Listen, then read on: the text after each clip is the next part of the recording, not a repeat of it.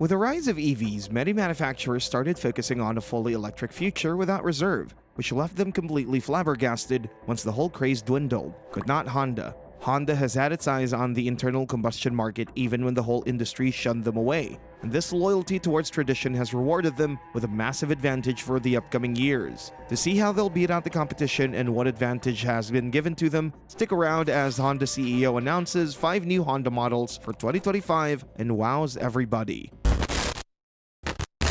Number 5. Honda Ridgeline. The current generation of the Honda Ridgeline is undoubtedly a very unpopular vehicle. Its unibody construction makes it very neutered as a pickup truck, while its high price drives pickup truck buyers away as you are essentially paying more for less. This was especially amplified with the arrival of the Ford Maverick, which garnered 80% of the Ridgeline's usability and capability at 50% of its price. As a result, Honda has decided to massively overthink and redesign the new Ridgeline, and the new generation will not serve as an expensive alternative to mid-size pickup trucks, but as a border between the Maverick and other bigger pickup trucks in terms of price. You see, the new Honda Ridgeline, like the outgoing generation, will share its platform with the outgoing Honda Pilot. This means that it'll also use the new 3.5 V6 with nearly 300 horsepower and acres of torque, making it a much more traditional and much more capable vehicle than the Ford Maverick. It'll retain its mid-size truck dimensions, meaning that a large truck bed is also to be expected from it while retaining solid rear passenger room, both of which are incredibly limited on the Maverick. However, it'll drop its high-quality interior and other similar luxury amenities for it to get a price tag that's as low as possible. Sure, it won't be $25,000 and it will be a bit more expensive than the Maverick. However, the price of the entry-level model shouldn't be more than $30,000. This means that this time you'll be getting 150% of the Maverick's capabilities at only 120% of its price. As a result, people who like the Maverick but find it impractical will have a phenomenal alternative to run to, especially if they haven't got the money for a body-on-frame mid-size pickup. However, if you're looking for a cheaper alternative to the Maverick, well, don't worry. Honda's got you covered. Number 4. Honda CR-V.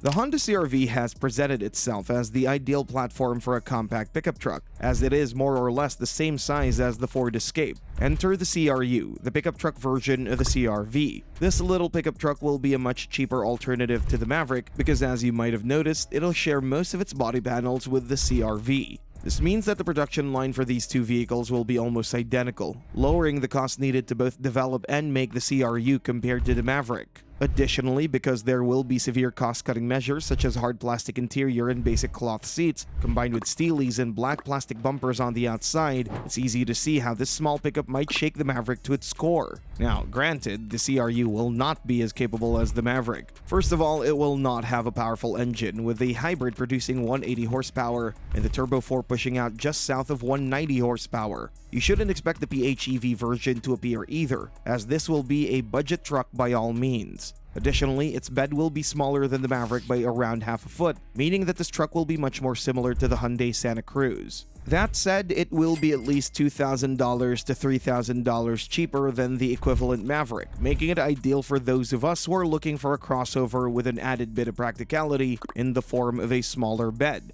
Honda knew that it couldn't beat the Ford Maverick at its own game, which is why it decided to rival it by creating two models that both fix the Maverick's biggest issues, essentially creating their own game now. Number 3. Honda Civic Hybrid. The current generation of the Honda Civic was released almost 3 years ago, which means that it's just about due for a midlife redesign, which was announced just last month. The new Honda Civic will now come with a sleeker and more understated and elegant design, a revised and improved interior, and above all else, a proper hybrid powertrain. We've been asking for a proper Civic hybrid for years now, and it seems like Honda has finally decided to answer our prayers. The new Civic Hybrid will serve as a spiritual successor to the defunct Honda Insight, as well as a replacement for Honda's 180 horsepower Turbo 4 power plant. The Civic Hybrid will come with a naturally aspirated 2.0 4-cylinder paired with an electric drivetrain, and both push out around 200 horsepower when combined. Not to mention that the Civic Hybrid will also be capable of returning upwards of 50 mpg, which is not just impressive, but astonishing for a non-plug-in hybrid. And you haven't even heard the best thing about the Civic Hybrid, which is its price. The Civic Hybrid is expected to cost up to $32,500 when fully spec'd out, making it almost $4,000 cheaper than the Toyota Prius Limited. That'd truly be an incredible deal if you ever saw one. Number 2. Honda Prelude. Honda has recently started indulging in resurrecting quite a bit of its long-defunct sports car nameplates. However, unlike Mitsubishi or Ford, they did it the right way. The Acura Integra is a sedan that retained the spirit of the original two-door Integra, for example. However, the Honda Prelude will not just be a spiritual revival of the long-gone namesake, but a proper one at that too. The upcoming Honda Prelude is Honda's idea of creating a vehicle that will rival the Mazda Miata, the Subaru BRZ, and Toyota GR86. However, unlike all of those cars, the Honda Prelude will not be rear-wheel drive. Instead, it'll be front-wheel drive at its base, with most models being offered with all-wheel drive as an option too. The Prelude is expected to come on the Acura Integra's base, however its wheelbase will be shortened a bit to make it more maneuverable in the corners. When it comes down to its engine options, the new Honda Prelude will come with 3 options. The base model will come with a 1.5-liter Turbo 4 engine that'll push out around 200 horsepower. Next up will be the Type S, which will borrow its engines from the Honda Civic Type R, albeit slightly detuned at around 300 horsepower. Finally, the Prelude Type R, which will have the same 2-liter Turbo 4 as the Prelude Type S. However, that rendition of the engine will push out around 330 horsepower. Oh, we almost forgot. The Honda Prelude is also expected to be offered as an EV further down the line, however that is yet to be confirmed. Number 1. Honda NSX.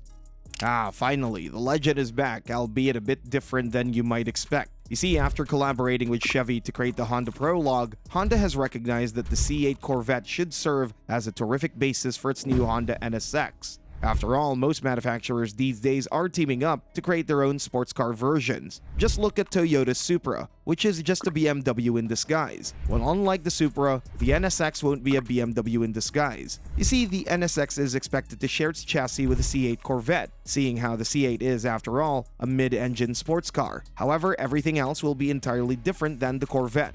First of all, the powertrain.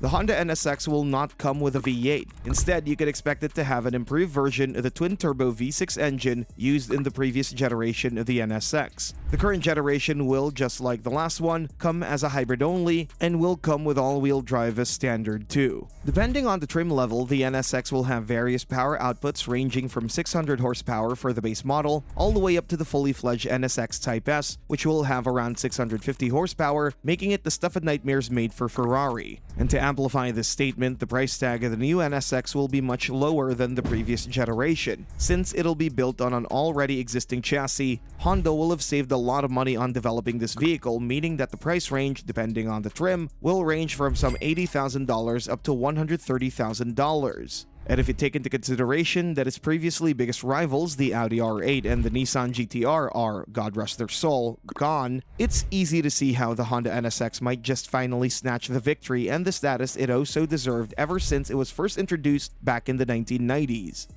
Thanks for watching and see you next time.